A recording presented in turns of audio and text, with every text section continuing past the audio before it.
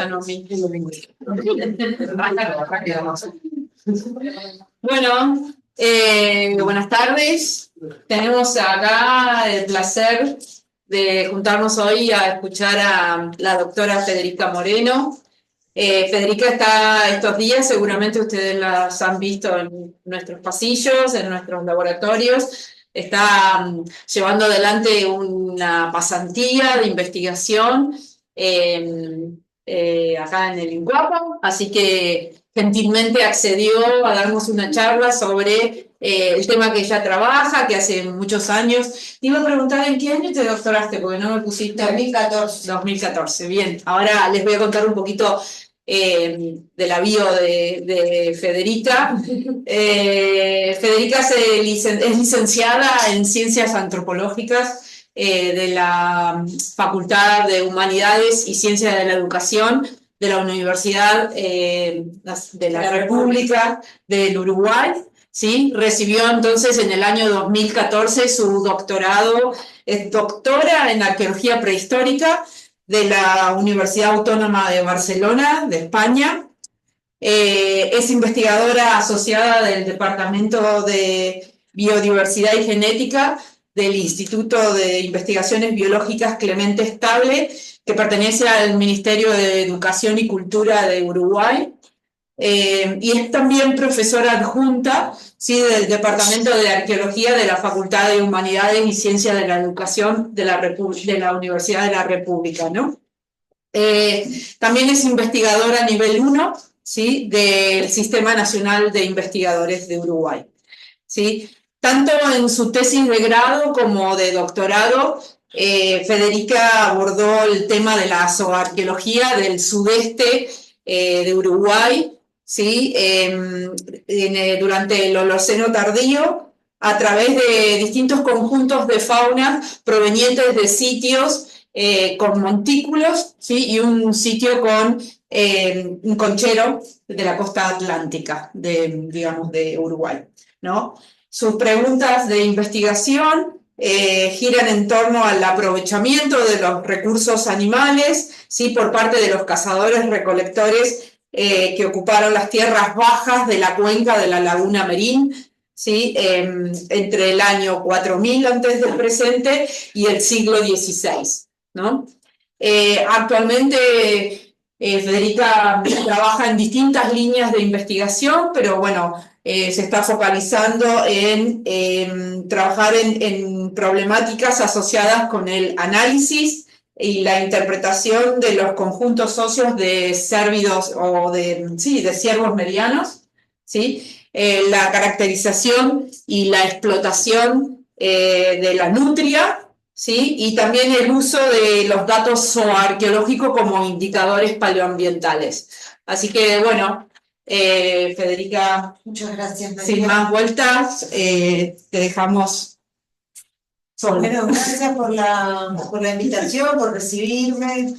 La idea de venir a hacer una pasantía acá nació el año pasado cuando vinimos al Congreso y, bueno, María muy gentilmente me recibe, ella y todos ustedes, y bueno, vengo con una beca también de movilidad de la universidad, estoy pasando bomba, y gracias por invitarme, estoy muy nerviosa, pero gracias igual por invitarme a compartir un poco.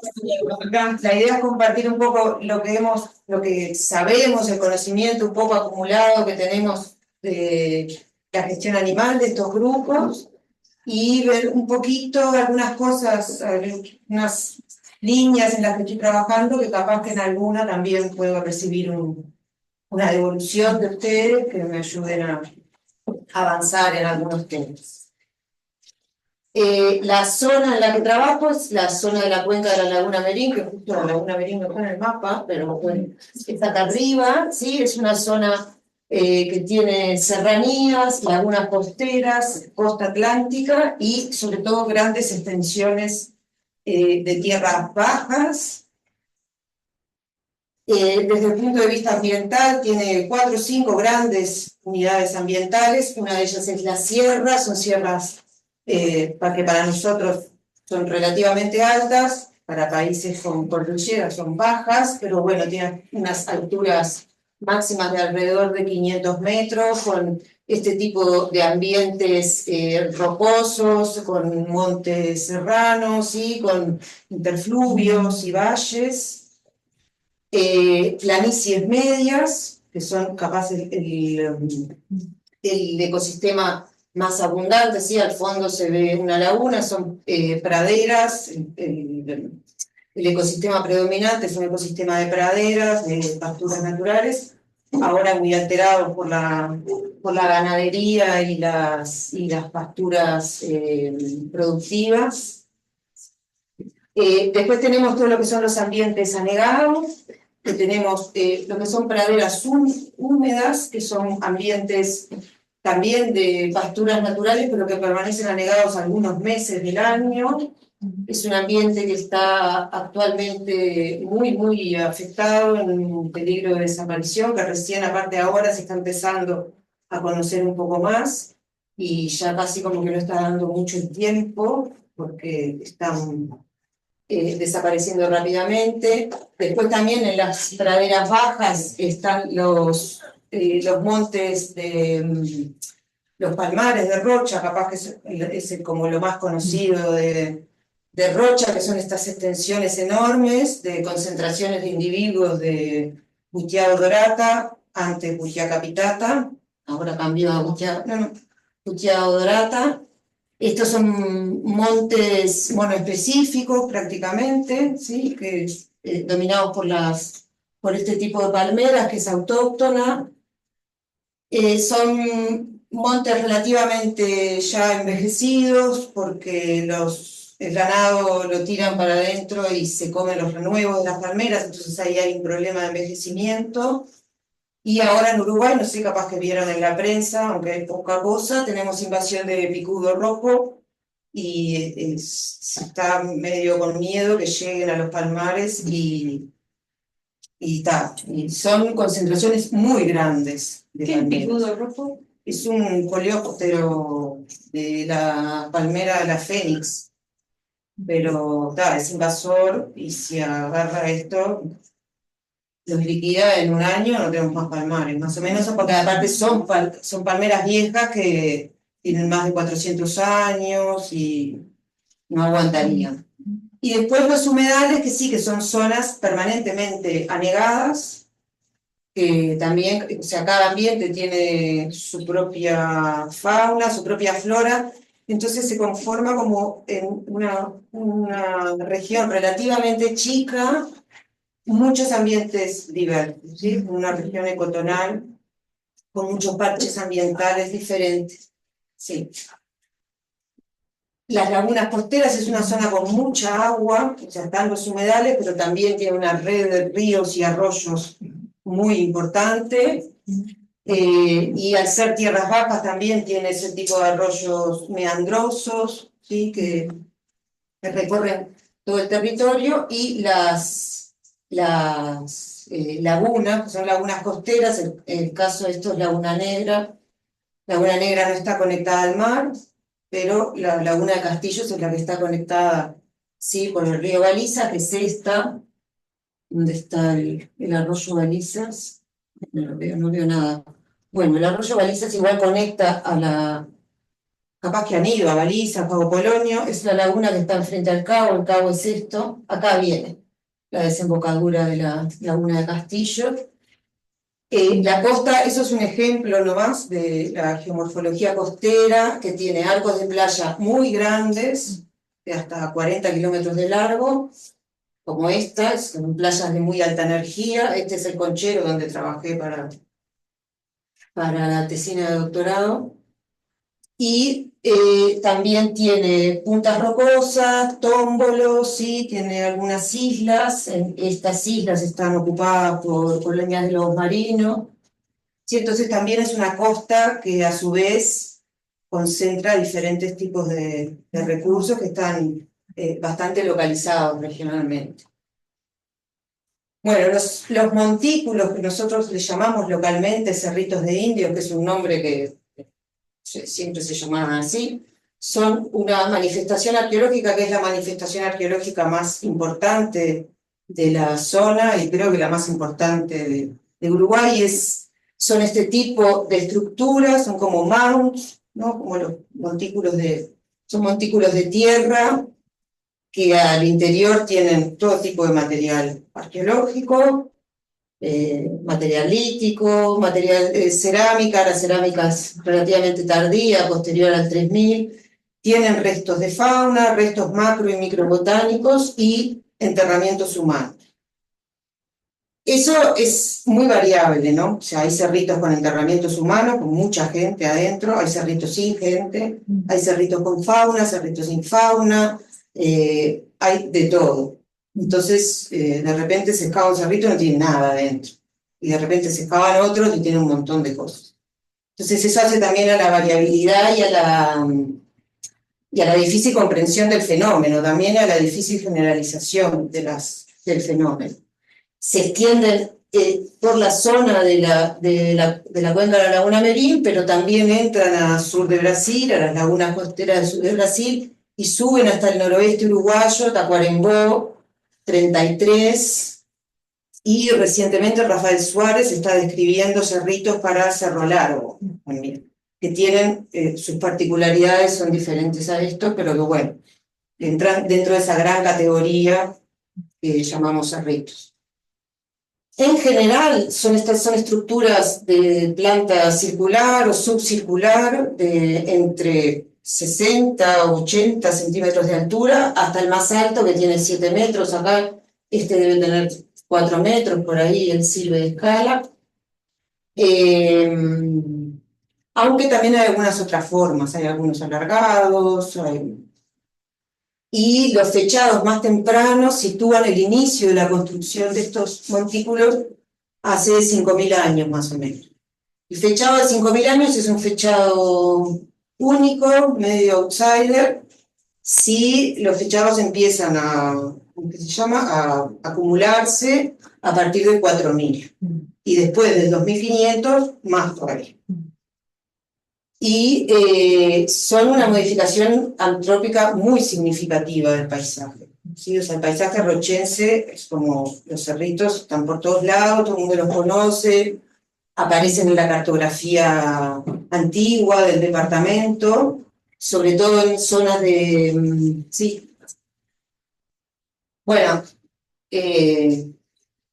los cerritos son el escenario de primeros trabajos, así, de primeros trabajos sistemáticos de la Arqueología Nacional. Acá tenemos a todos los primeros egresados de la licenciatura de Ciencias Antropológicas trabajando por ahí debe estar Pepino, Roberto, Lionel. O sea, toda la primera generación de egresados de la facultad salió a trabajar en este tipo de estructuras. Esta es la excavación del CH2D01, alrededor del año 88, o sea, llevamos ya vamos a cumplir ya casi 40 años de investigación y cada vez hay más preguntas, cada vez hay más propuestas. Hubo momentos como que parecía que estuviera todo medio atado, modelos medio cerrados, y ahora ya estamos de vuelta en una etapa de muchas interrogantes. Bueno, esa foto en realidad me quedó media fuera de lugar, pero bueno.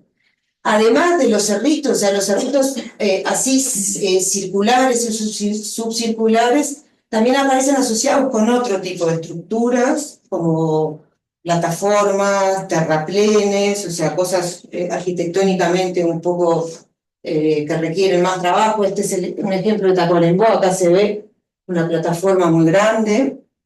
Sí, pueden medir 90 metros de largo, hasta 2 metros de altura. También hay zonas como microrrelieves, zonas irregulares asociadas a los cerritos, zonas sin sedimento que se interpretan como zonas de préstamo, de retiro de sedimento para construcción de los montículos. Si lo pensáramos como en una estratigrafía, sería como que el horizonte A hace así y vuelve a bajar, porque adentro del cerrito lo que tenemos son como un horizonte único, muy potente, ¿no? Entonces se asocian también esas zonas peladas donde se comieron el horizonte A, presumiblemente para construirlos. Aparecen en todos los ambientes, salvo la costa, aunque hay algunos relativamente cerca de la costa, pero aparecen tanto en sitios de bordes de lagunas, en bañados, en sierras, ¿no? O sea, las primeras interpretaciones de estos sitios eran que eran tecnologías para ocupar zonas inundables. Cuando se empieza a ver que están también en zonas no inundables, esa idea empieza como también a mostrar problemas. Pueden aparecer de a uno, sobre todo en zonas altas, pero también pueden aparecer agrupados, como vemos en este ejemplo, que hay 3. Es difícil de fotografiar, pero pueden alcanzar a más de 100 montículos en agrupaciones, ¿sí? Son bastante impresionantes. Entrar a estos sitios, o sea, hay algunos lugares que configuran como plazas internas, ¿no? Estás parado y estás todo rodeado de montículos. Y las interpretaciones sobre qué son, o para qué sirvieron, para qué se hicieron, son muchas, muy variadas, han ido cambiando a lo largo del tiempo. Algunas se abandonaron, como lo que les decía, de que son tecnologías para ocupar zonas inundables, pero ahora se retomaron de nuevo. Entonces, eso ha ido cambiando con el tiempo. El tema de las islas para ocupar zonas inundables se ejemplifica en este caso, que es el bañado de India Muerta, donde los cerritos se ven acá, ¿sí? En todas esas manchas. Ahí hay un alambrado que cambiaron la explotación de la tierra, entonces cambia acá la cobertura. Pero estas manchas son cerritos. En esta zona los cerritos se caracterizan además por tener montes específicos arriba, comunidades arbóreas que son específicas de los cerritos, y que si no, esto sería un ambiente mucho más homogéneo. Entonces, en este caso, los cerritos funcionan sí como islas, porque son extensiones muy grandes de zonas inundables donde los cerritos son el único lugar en altura, y en la cartografía histórica aparecen como islas. Y se llaman Isla de Alberto, 5 islas, Islas de los Talitas, y la gente les dice islas, y se usaban, sí, para llevar ganado, para acampar, qué sé yo. Después, bueno, sitios de enterramiento, en el caso donde hay enterramiento, hay otros casos donde no. Demarcadores de espacios públicos, como les decía ese ejemplo, ¿no? Que cierran plazas, ¿sí? Es a partir de sitios como Los Ajos o Los Indios, no sé, Iriarte, López Más, empiezan a hablar de plazas y de arquitectura pública, como que insertan también este fenómeno en el formativo, por ese tipo de rasgos.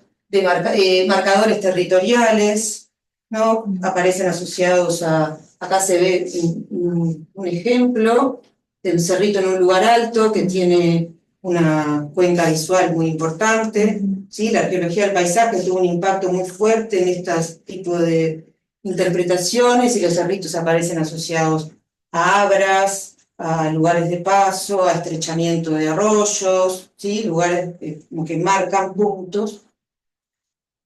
También se han propuesto como lugares de cultivo, como que Federico, una pregunta. Las crónicas más tempranas para nadie los vio construir. Eso, y ya no estaban siendo ocupados por los grupos indígenas que se encontraron. No, arriba de algunos cerritos, en los niveles más tardíos, hay material europeo. Pero claro, no hay observaciones directas de que los grupos indígenas los continuaban utilizando, ¿no? Como un fenómeno que ya... Sí, ahí hay otra discusión de la arqueología nacional, de si esta gente, claro, si esta gente se integró a partir del ingreso del ganado vacuno y se transformaron en un estado pastoril, que es lo que propone López Más, por ejemplo, y un historiador, Diego Braco, que históricamente estos grupos corresponden a los minuanos o genoa-minuanes. Son grupos que empezaron a manejar ganado, muchas cabezas de ganado, cuando ingresa el ganado. Y otros autores, como Leonel Cabrera, siempre sostuvieron que desaparecieron por el tráfico de esclavos y por las enfermedades, y que los otros grupos sustituyen en un espacio vacío, digamos, ¿no? Pero sí, es un tema ese del contacto. Lugares de descarte, los cerritos están llenos de restos de la vida doméstica, de la vida cotidiana. Hornos de pozo, esa es una interpretación relativamente reciente que habrá empezado hace 6 años, de parte de Roberto Graco, que es un investigador histórico de esta zona, que él propone que por lo menos algunos cerritos serían el resultado del uso de hornos de pozo, y bueno, no sé bien cómo es la dinámica, pero bueno, hacen unas analogías con unos hornos similares que hay en Australia, y propone que la explotación del totoral y del chircal, que son plantas del humedal, justifican la necesidad de levantar temperaturas para poder procesar esas plantas y que por lo tanto... Y más recientemente se ha propuesto que también serían tecnologías de producción de suelo. La tierra de los cerritos es muy húmeda, tiene índices de materia orgánica altísimos. Entonces es bastante común también que la gente que vive saque tierra de ahí para las huertas personales. En algo similar a lo que podrían ser las tierras negras amazónicas, ¿no? Como las tierras pretas, una cosa más o menos parecida. Bueno, estos son algunos de los enterramientos. Isla Larga, acá se ve una asociación con algunas mandíbulas de zorro, de nutria. Este es el caso del CH2D01. Las modalidades de enterramiento van desde, me llama enterramientos primarios fuertemente flexionados, primarios extendidos, paquetes muy apretados, muy armados, que requieren un montón de trabajo. Hay algunos niños también enterrados. El tema de los niños, este ejemplo está bueno porque no había niños chicos, y a partir de la fauna de este sitio, que es el que yo analicé para la tesis, aparecieron mezclados en la fauna restos de niños. Hay mandíbula, cráneo, hay falanges, algunos huesos largos, de niños chiquitos, menores de 3, menores de 1, que bueno, que están mezclados con la fauna, tienen algunos restos como de alteración térmica, pero que puede ser también por el uso del cerrito, no sabemos bien qué. Y esa mezcla entre huesos de infantes y animales, ¿la interpretás como que se descartaban estos restos junto con los restos de fauna, o lo atribuís a procesos postdepositacionales de mezclas? Bueno, ahí hay factor. Claro, ahí hay un tema difícil, porque este sitio se cavó hace muchos años, entonces el contexto es difícil, claro, el contexto se perdió mucho. Después, por otro lado, viste que tiene un enterramiento, después ahí tiene otro, acá tiene otro que está alterado, tiene cosas, el uso continuo hace que se alteren cosas que están por abajo. Por otro lado, los huesos infantiles son más fáciles de dispersar y que no se conserven. Puede haber algún tema también de que se los hayan comido. O sea, es evidente que no los identificaron durante la excavación porque fueron a parar a las bolsas con fauna. Son los momentos iniciales de la arqueología nacional, y bueno, y además los huesos de niños son más difíciles de identificar, porque tienen otra forma. Claro, tal vez estaban enterrados en lugares capaz que estaban enterrados formando estructuras y no se vieron durante la excavación. Capaz que fueron alterados por enterramientos posteriores. Capaz que son niños que no alcanzaron el estatus de personas. O sea, eso también lo manejamos, ¿no? De que haya una edad, no sé, la edad de destete o algo así, que sirva como... Y las asociaciones entre adultos y animales la interpretan como que la fauna se agregaba como acompañante del muerto, o también puede ser una mezcla taxonómica. No, eso está interpretado como ajuar. Ajuar. Sí, eso sí, en particular. Y aparecen también, es una de las cosas que vine a aprender acá, restos humanos con marcas, que también hay toda una discusión en torno a eso. Acá hay un ejemplo de un frontal con un corte. Hay otros ejemplos de los indios, mismo del CH2D01, que se han interpretado como violencia, scalping. Hay sí crónicas, no de la región, pero yo qué sé, a Solí, que se lo comieron, o sea, como que hay también algunas cosas que pueden ser sugestivas de antropofagia, que tampoco sería raro para la zona y para Amazonas también. Los antropólogos biológicos nos dicen que no, que ellos no creen. Puede ser tratamiento mortuorio también, o sea, puede ser que esas marcas sean el resultado de la limpieza. Bueno, falta un poco de profundización y falta sobre todo poder reconocer bien esas marcas y poder decir, sí, son antrópicas o no. Y bueno, desde el punto de vista de subsistencia, son sociedades que cazan, recolectan, pescan y tienen horticultura, manejan recursos vegetales tanto silvestres como domésticos, los domésticos sobre todo a partir del 3000, 2500 en la señal más fuerte, maíz, cucurbitáceas, fasciolus, la tríada nomás. La tecnología cerámica, lo que les decía, aparece a partir del 3000, una señal más fuerte a partir del 2500, y la tecnología lítica capaz que es la tecnología más, no sé cómo decirlo, no más pobre, pero con menos desarrollo, si es una tecnología mucho cuarzo, lo que hablábamos hoy del cuarzo en el curso, que una talla media, o sea, es un lítico bastante... No bastante escaso, pero sí, es relativamente poco y con poca formatización. Y hay bastante lítico pulido, ¿sí? De procesamiento, morteros, manos, boleadoras, otros esferoides que están interpretados como pesas de red, como para pesca. Y bueno, la investigación zooarqueológica en esta zona empieza en los años 90, creo que el primer artículo que se publica es del 95, y lo que se ha trabajado fundamentalmente son el espectro de especies que estaban explotando, cómo y para qué las estaban explotando, y un poco el impacto que generan las técnicas de recuperación en la conformación de esos conjuntos, ¿no? Yo ahora en particular he estado investigando en la discriminación de cérvidos medianos, que está mostrándose como un problema. Me interesa en particular construir perfiles de mortalidad, no solo de ciervos, de otros animales también, para poder empezar a evaluar estrategias así más de selección de presas, si hay conservación de poblaciones, gestión de poblaciones, y cuestiones taxonómicas que atraviesan todo,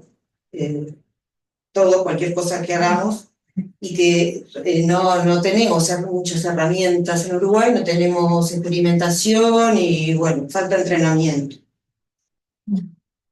Desde el punto de vista de las especies, como desde el 4000 y pico hasta la época de contacto, más o menos son las mismas especies que se repiten en casi todos los sitios, o sea, no se nota un cambio así a lo largo del tiempo en más especies o menos especies. Sí hay cierta especificidad costera hacia los pinípedos, que aparecen más en la costa que en el interior, aunque se han recuperado restos de pinípedos en sitios del interior. Los peces son muy abundantes también, entonces tenemos 3 ciervos representados, 3 roedores, ñandú, huevo de ñandú, armadillos. Esas son como las especies más, digamos que más se repiten en todos los ambientes y en todos los momentos. Bueno, y ahora quería mostrar un poco más o menos cómo es el comportamiento de cada de esas especies más representadas. Por un lado tenemos el ciervo de los pantanos, es el mamífero más grande de la zona, y ya no hay más, en Uruguay está extinto desde mediados del siglo XX. En los cerritos muestra una presencia variable, se menciona bastante, media escasa, pero bueno, está. Se identifica consumo alimenticio y fabricación de herramientas con huesos de ciervo. La representación anatómica, donde se ha hecho, sugiere que hay una selección de presas y que no ingresa el animal entero, lo que es lógico porque pesan 120, 150 kilos, traer un bicho de estos desde el bañado debe ser complicado. Y no tenemos todavía forma de establecer los perfiles de mortalidad de este animal, porque en realidad no tenemos criterios para discriminar entre sexo y edad. Digo, entre sexos, la edad parece sí ser animales adultos, pero no tenemos cómo discriminar el sexo. Acá vemos algunos ejemplos de ciervo, ¿sí? Tibias, falanges fracturadas son bastante frecuentes también, las falanges con, esa es la que yo te preguntaba el otro día, Agustina, esta falange, por ejemplo, que tiene golpe, bueno, que capaz que sí, que están explotando hasta la médula de la falange, son falanges grandes igual. En el CH2D01 apareció este tarso articulado, lo que también da información como, desde el punto de vista tafonómico, de que procesaron por ahí, tiraron el tarso y ahí quedó, no se movió más, o sea, como que da cierta información sobre como lo poco que se mueven esos. No es el único caso de un tarso articulado, ahora vamos a ver otro.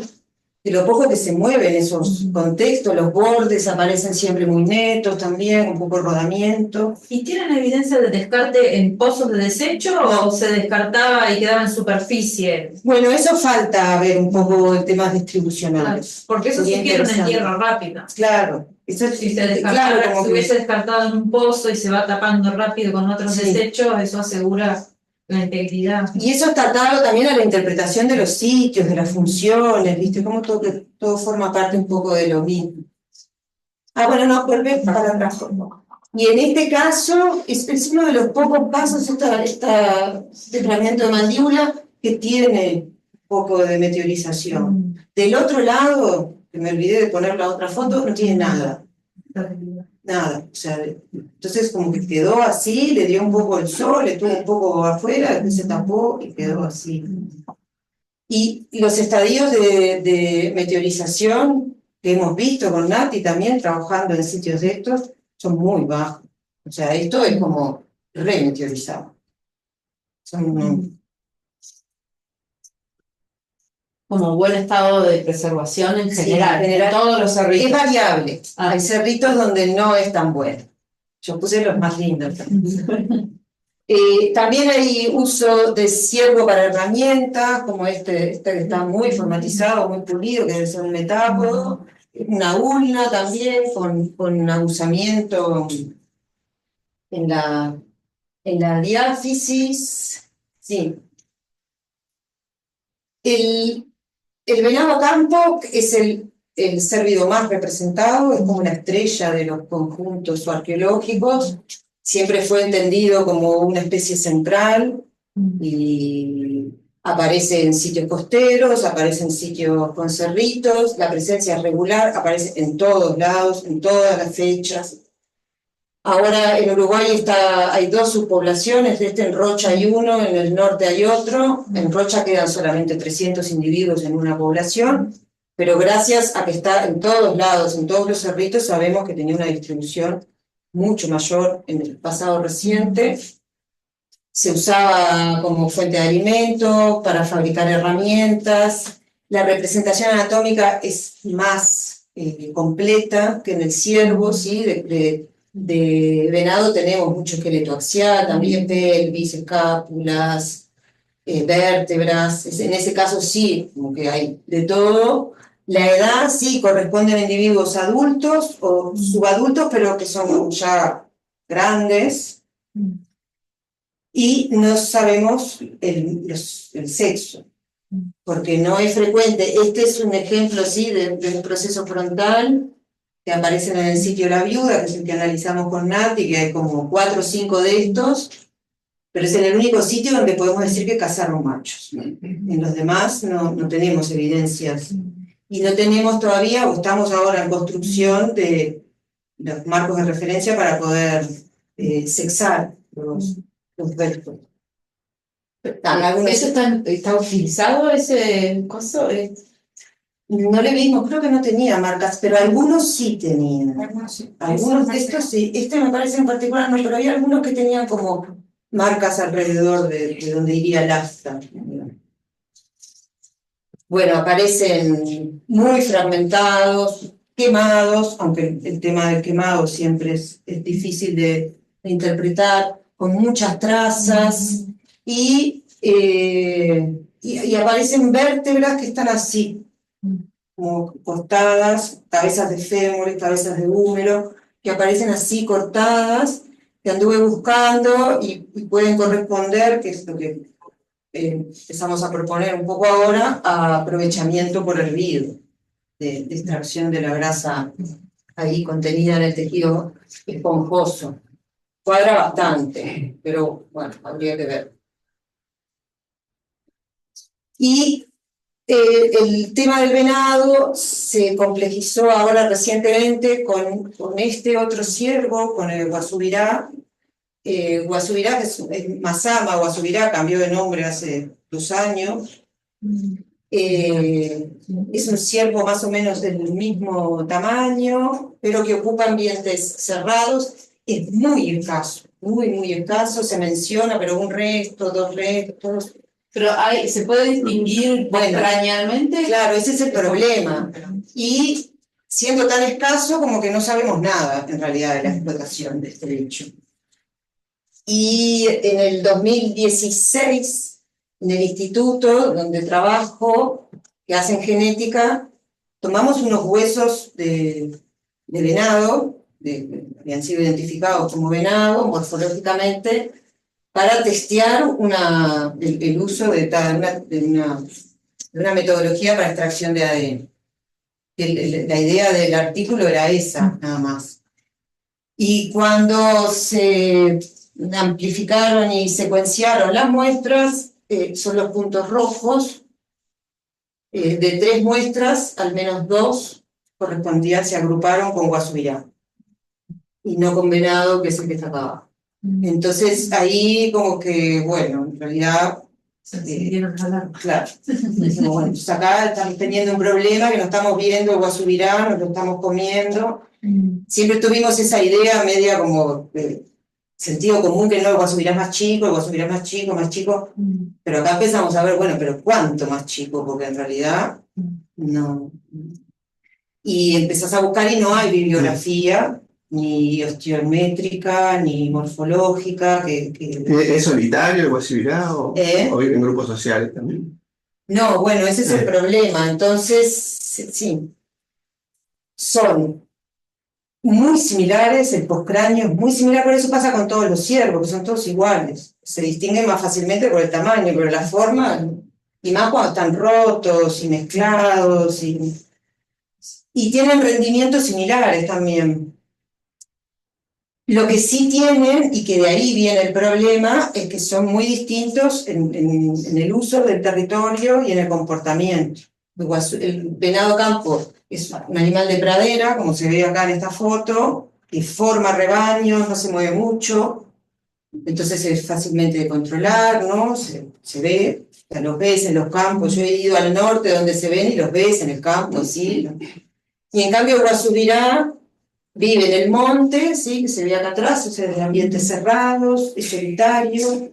Entonces eso cambia todo, en realidad, porque ya sé, si es uno o es el otro, cambia toda la interpretación en términos de uso del territorio, de movilidad, de tecnologías de captura, ¿no? En un monte no se puede usar boleadora, por ejemplo. Cosas de esas, pero que bueno, que hacen a la interpretación.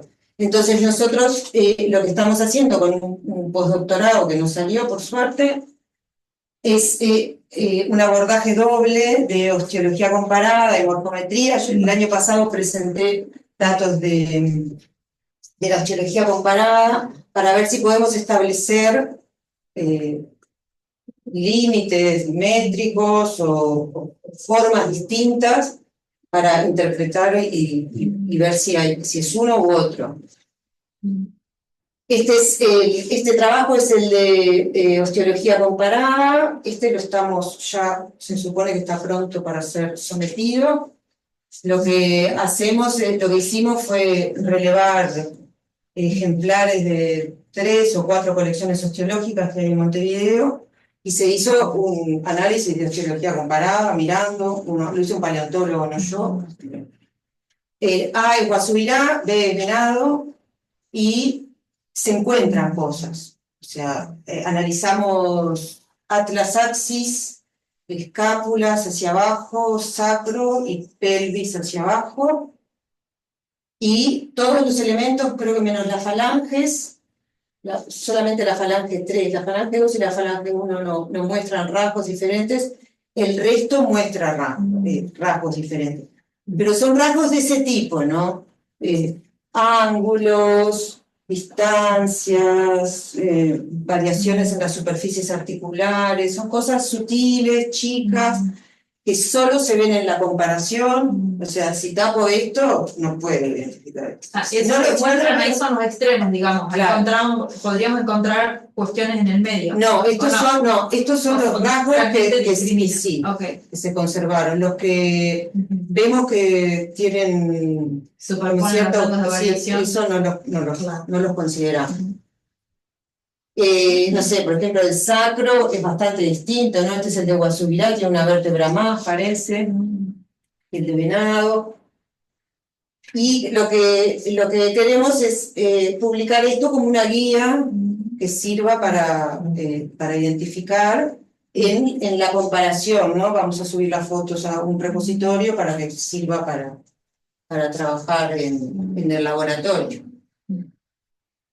Y después ya está aceptado ahí en Mastociología no tropical, estamos esperando que lo cuelguen, que todavía no lo han colgado, pero es similar, agarra los mismos, creo que 28 o 30 ejemplares entre los dos, de machos y hembras adultos del norte y del sur, de venado y Guasubirá, que se midieron los mismos elementos, también atlas axis y cintura escapular y pelviana, es lo que se presenta acá, más sacro, y después las extremidades lo vamos a publicar en otro artículo porque si no quedaba muy grande. Y algunas cosas empezamos a ver por medidas, que es que Guasubirá en general, digo que venado en general es más grande que Guasubirá, no en todas las medidas, pero algunas medidas funcionan.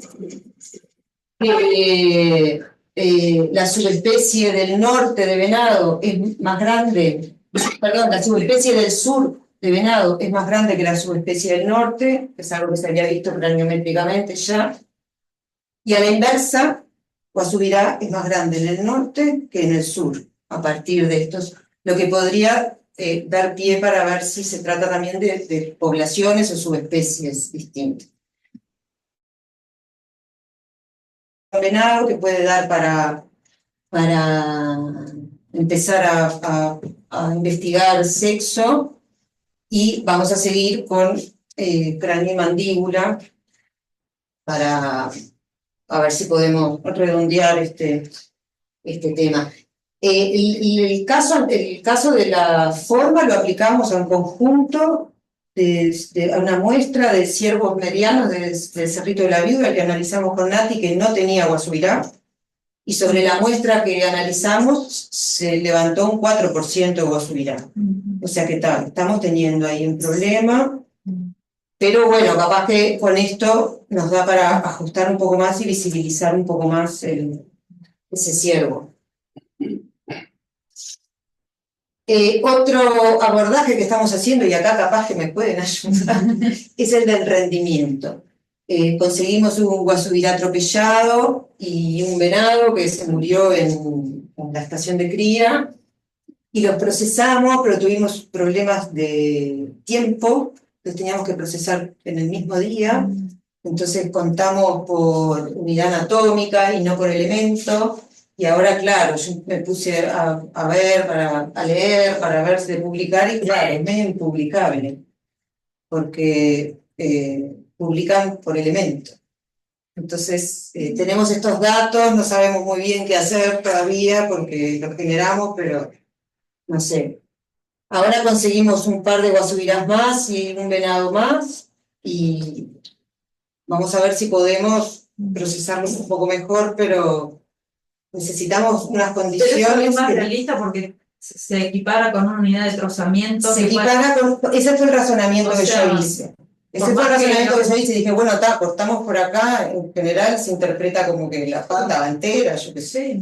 Pero después, claro, cuando empecé a mirar los artículos de cálculos de rendimiento y los índices, nadie lo hace así. Bueno, sumas todos los elementos de los otros y comparas con los...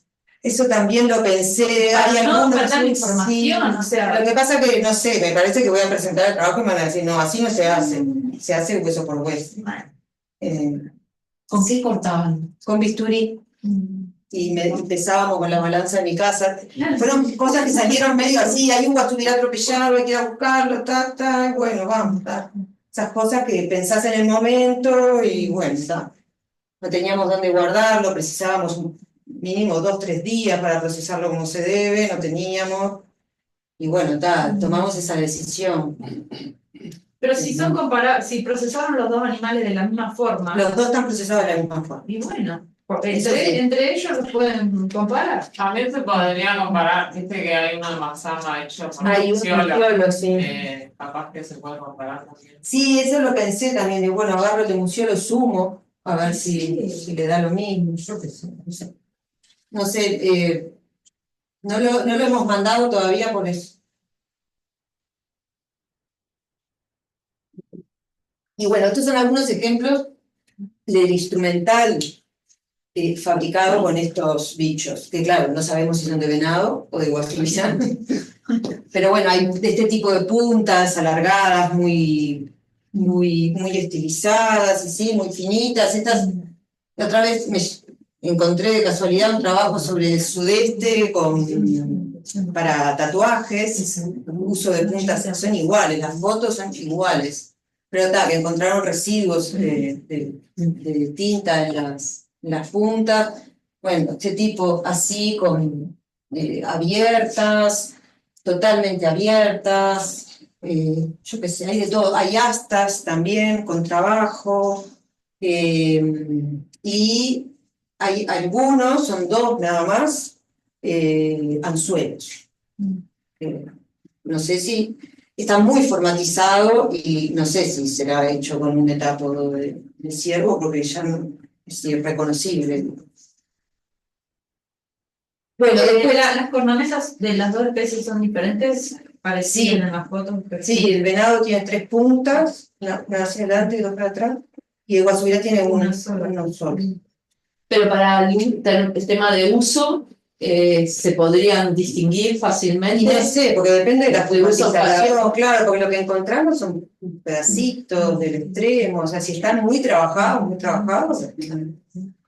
Bueno, este es un poco el trabajo que hicimos con Nati para el congreso del año pasado, que fue una síntesis de la nutria con la idea de caracterizar un poco la explotación así a nivel regional. Es un animal que aparece en todos los sitios, también menos en la costa.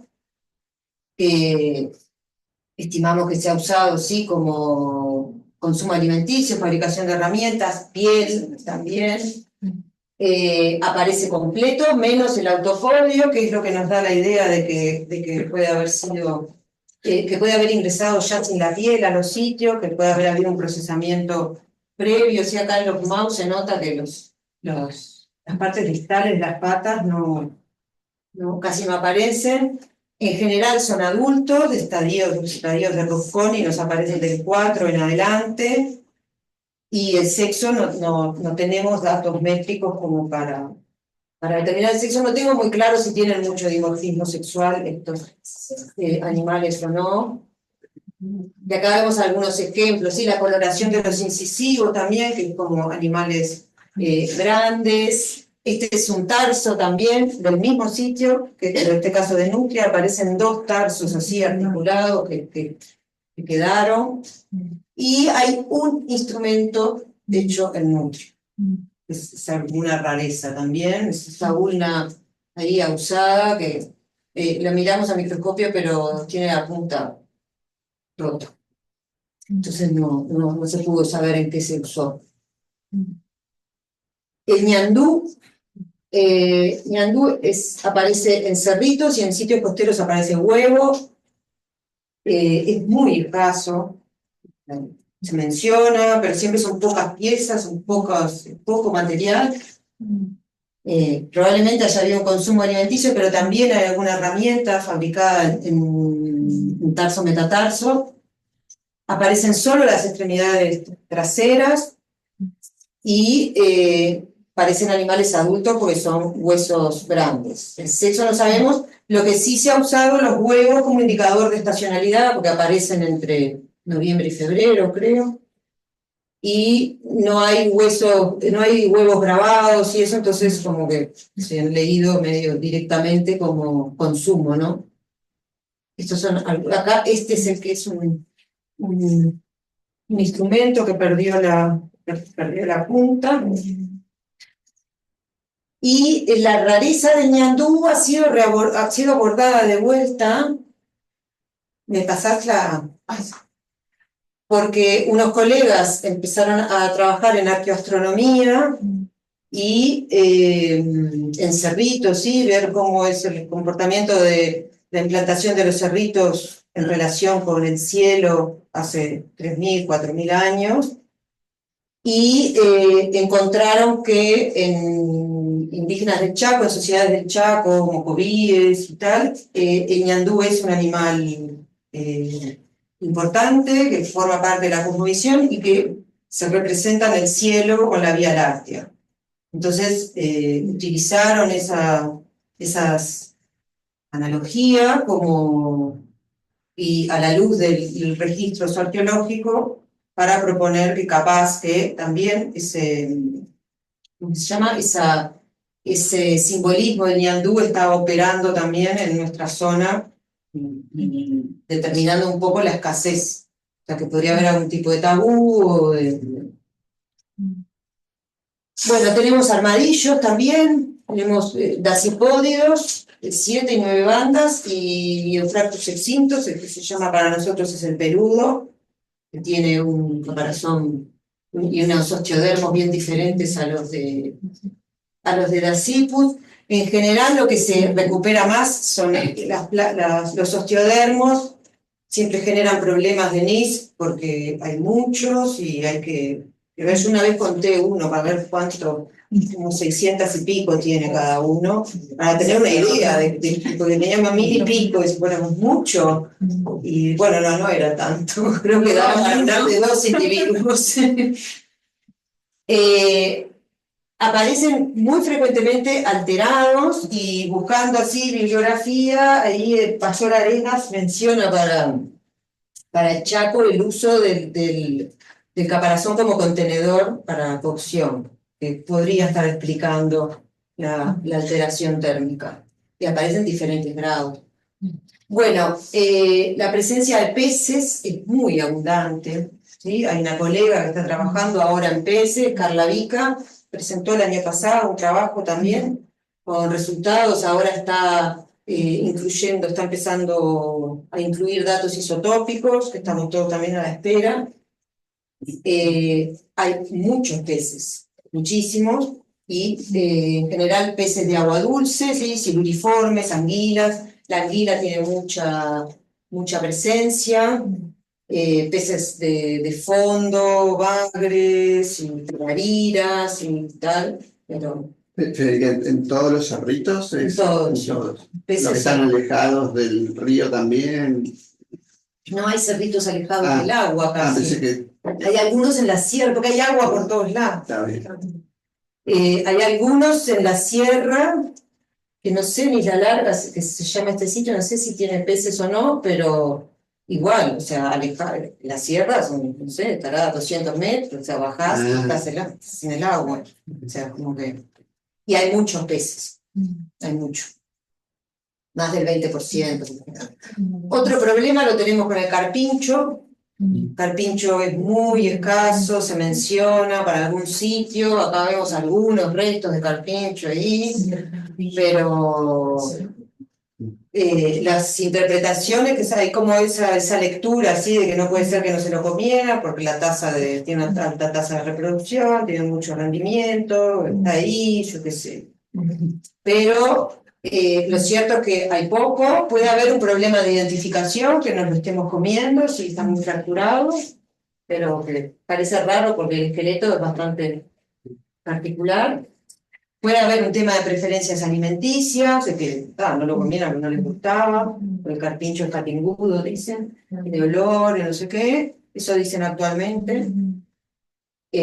Puede haber temas de simbólicos, de tabú, qué sé yo, y más recientemente hay algunos trabajos genéticos de poblaciones actuales que comparan con poblaciones de Paraguay, Brasil y el Paraná, me parece, que están planteando que capaz que no había, porque aparentemente las poblaciones de carpincho en Uruguay genéticamente parece que las de estas zonas se habrían implantado con posterioridad al óptimo climático. Entonces, capaz que los recursos al que no estaban habituados, o no. Pero bueno, ahí hay otro tema. Parecido, ¿no? Hay carpincho en un sitio. Yo tenía la idea, y ahora pero... está lleno. Está lleno. Sí, en los sitios no hay. Pero porque posiblemente no. Pero en el Paraná sí hay. Sí, en los sitios, sí, pero no, tampoco tanto. Hace 40 años no se veían carpinchos. Claro, algún fenómeno muy reciente, la llegada la llegada de las poblaciones. Mirá, bueno, capaz que en Uruguay también hay algo de eso, de que capaz que no había. Y como estaba, también, esto es algo que nos estamos planteando ahora, porque son unas esas lecturas directas, ¿no? ¿Cómo no van a comer este bicho? Bueno, capaz que no estaba. Yo qué sé. Pero bueno. Una pregunta bueno, casi todos los huesos tienen como adherencias. Son concreciones carbonáticas. Son carbonato y materia orgánica. Sí. Manchado de materia. Es el agua también. Es como que se inunda y entonces después el agua demora en bajar. Entonces pasa mucho que tenés en un mismo cerrito los materiales de arriba sin concreciones, porque el agua no llega hasta ahí, y a partir de cierta, eso me pasó a mí en la tesis, a partir de cierta profundidad, que se ve que el agua empieza a drenar más despacio, te pueden empezar a aparecer así, que no ves nada. Entonces te dificulta también ver la superficie, bueno, te dificulta, posibilita ver superficies, marcas, planos de fractura.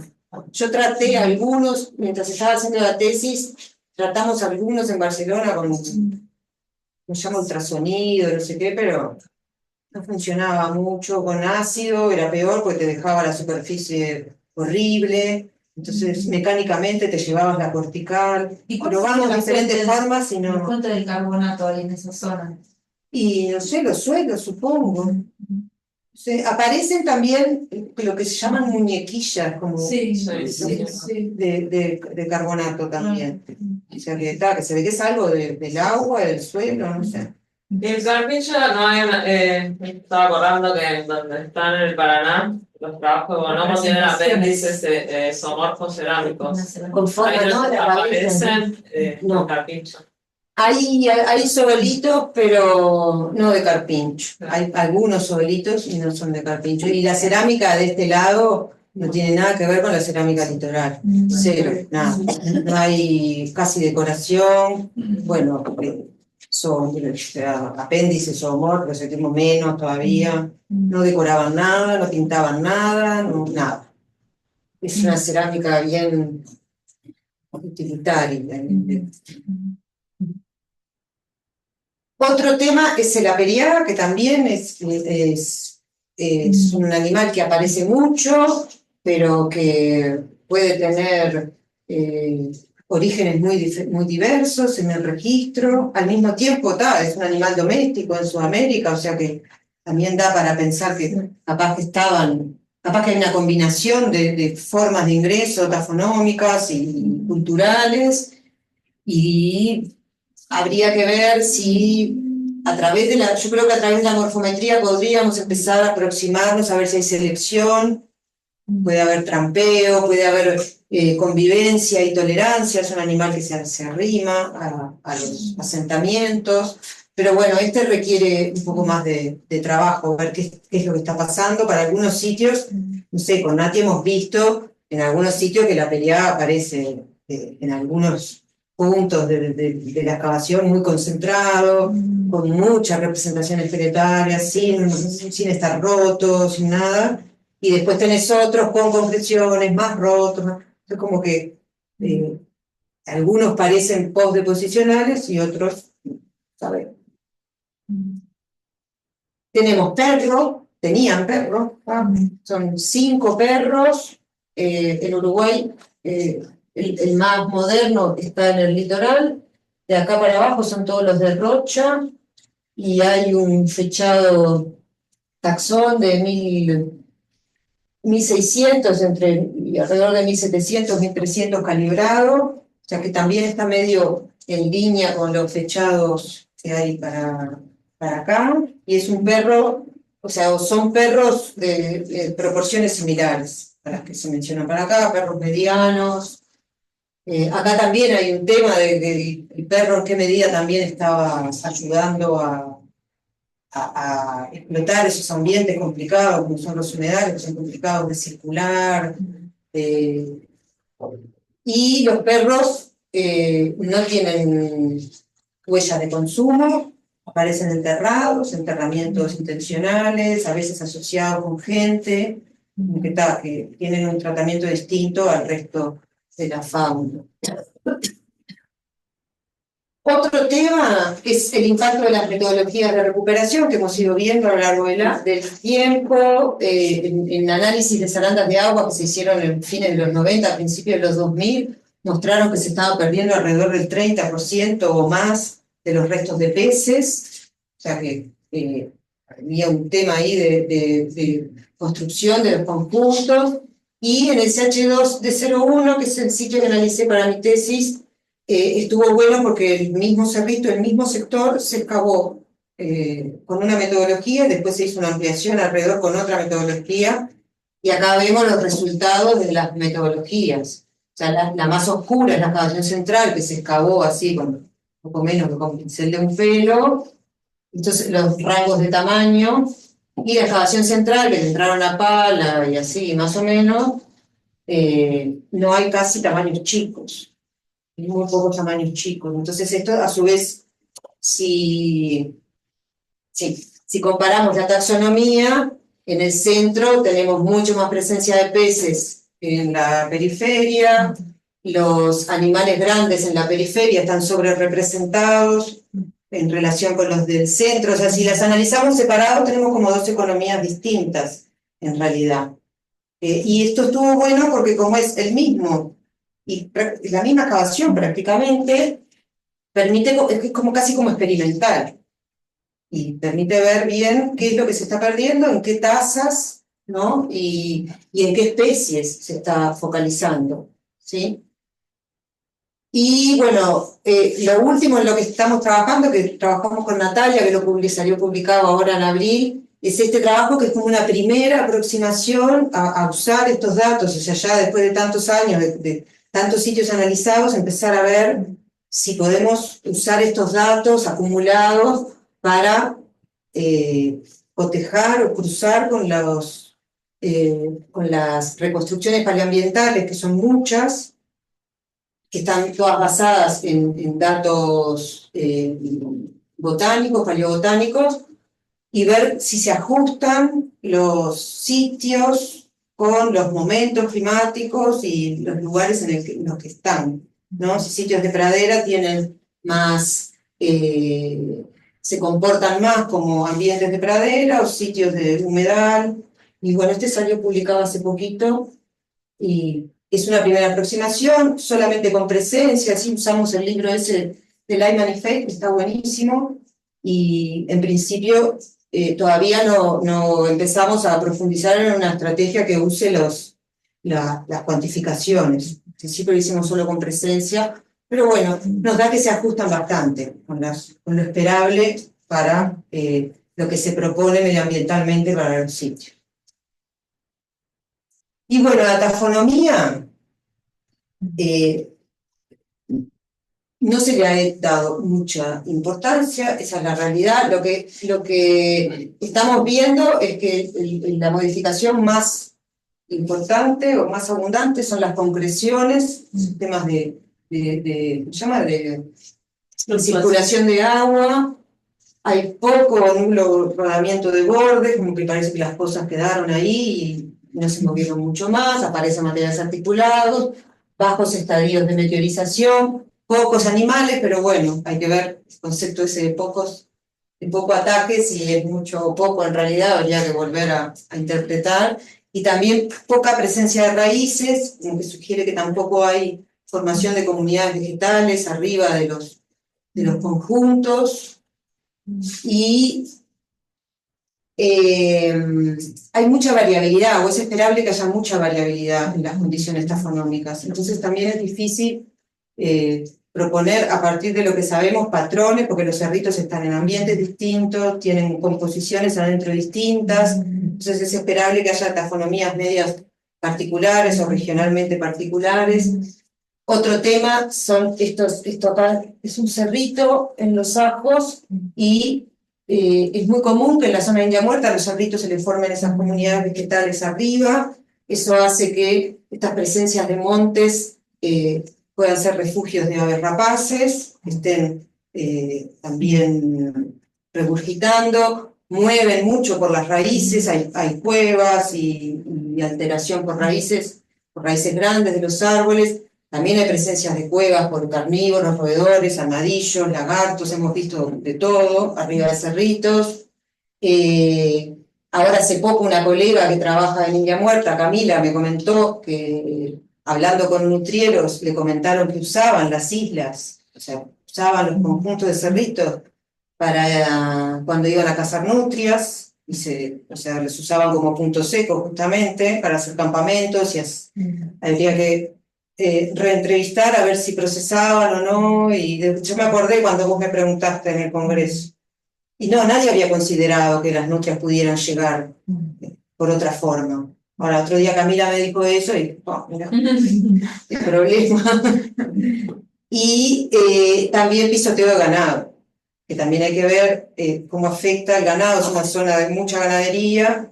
Ahora se está corriendo la ganadería hacia la agricultura, lo que está causando peores desastres que el ganado, pero sí hubo mucho pisoteo de ganado que también puede haber impactado. Esos serían como los grandes agentes que a priori podríamos tener expectativas de que estén trabajando ahí. Y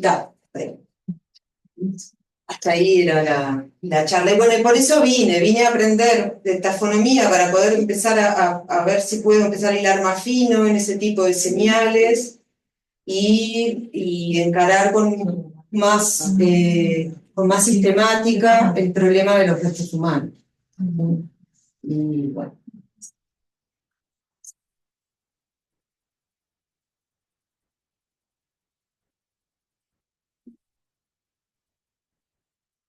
Es un holandés, que no me acuerdo el nombre, yo tengo el libro se llama América, es un libro grandote así, grueso, lo robé cuando trabajaba en la librería, llegó una vez y pintaba crónicas, esas crónicas que aparecen los peces, en las parrillas, y eso son todas, no me puedo acordar el nombre, las crónicas. No, las crónicas pintaban. Entonces pintaba esos indígenas parados así, y esas cosas. Y esta creo que igual no me acuerdo si es de Florida, pero me pareció una maravilla. Y yo qué sé, tiene dibujos hechos de las aldeas de Florida, no sé qué, y las dibuja en damero. Es comiquísimo. No me acuerdo cómo se llama, después lo busco y te lo paso, está buenísimo. ¿Alguien tiene alguna pregunta para Federica? Yo quería preguntarte si hay como un censo o un registro en todo Uruguay aproximadamente de cuántos de este tipo de sitios de montículos. Y por lo menos 3.000 debe haber. O más, por lo menos. O sea, India Muerta, que es un hotspot, así que hay mucha concentración, que es donde se propone que se inicia la construcción. Están los más antiguos, los más altos. Tienen 400 kilómetros cuadrados, tiene 607, creo, una cosa, o sea, o alrededor de 700. Son muchos. Y ahora el arroz está causando estragos, porque están canalizando, y los niveles de protección patrimonial, bueno, Esa era la siguiente pregunta, si había algo en cuestión de preservación patrimonial, sí, digamos como monumento en sí, ¿no? Se supone que sí, que están protegidos, pero no hay zonas buffer, entonces te meten las máquinas, te las meten hasta ahí alrededor. Después el desecamiento y el uso intensivo así de los humedales está haciendo que los cerritos también sufran erosiones, procesos erosivos. Y mira, a veces que pasan las máquinas por arriba, no les importa. Si hacen estudios de impacto y pasar una traza de algo. no pasa nada. Y ahora, bueno, hay comunidad, o sea, hay una lucha así permanente de los arqueólogos que están radicados en Rocha, Camila, Laura del Puerto, que tienen ahí están permanentemente denunciando. Y ahora empezaron también a tallar un poco en el tema, que son bienvenidos, comunidades indígenas, digamos, vivas, entre comillas, o sea, no tenemos sí descendientes claros, étnicamente así adscriptos, pero sí hay descendientes de indígenas, autoascribidos o que tienen genética indígena, y sí están conformando organizaciones, y bueno, están también dando la pelea, porque pasan una máquina y salen los huesos humanos, viste, cualquier cosa. Pero bueno, está complicado, nunca estuvieron tan amenazados como ahora, en realidad. El arroz está heavy.